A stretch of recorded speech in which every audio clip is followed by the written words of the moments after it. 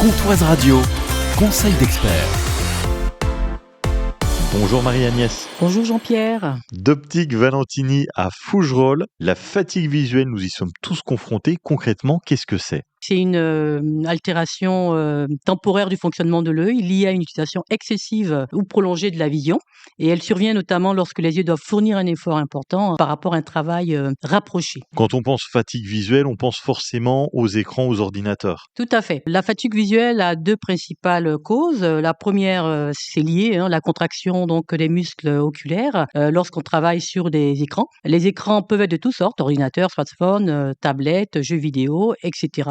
Et c'est cette contraction continue des muscles devant les écrans qui crée cette fatigue visuelle. Lorsque vous êtes devant un écran, c'est comme si vous avez un projecteur avec une forte puissance devant les yeux ouverts, sauf que le projecteur, vous allez tout de suite fermer les yeux parce que vous êtes ébloui. Avec la lumière bleue-violet donc émise par les écrans, c'est insidieux, vous ne sentez rien. La fatigue vient après et la gêne n'est pas forcément ressentie tout de suite. C'est quoi les premiers symptômes de la gêne visuelle ?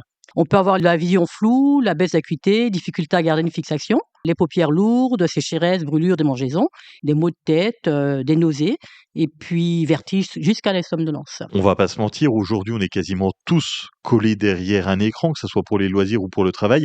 Comment on peut limiter cette gêne visuelle ? En limitant déjà son temps passé devant les écrans, en aménageant le poste de travail, en faisant parfois de l'ergonomie visuelle, en se protégeant aussi de la lumière bleu-violet qui émane des écrans, en mettant des verres avec un traitement anti-lumière bleue. Lorsqu'on a l'apparition des premiers symptômes dont on vient de citer, et puis il y a une liste non exhaustive, il est important de consulter un professionnel de la santé, ophtalmologiste, opticien ou orthoptiste, quand je dis santé visuelle évidemment, afin d'obtenir un bilan et dans les meilleures recommandations qui pourront vous faire pour comprendre et traiter le problème. On prend soin de ses yeux. Merci Marie-Agnès. C'est moi qui te remercie.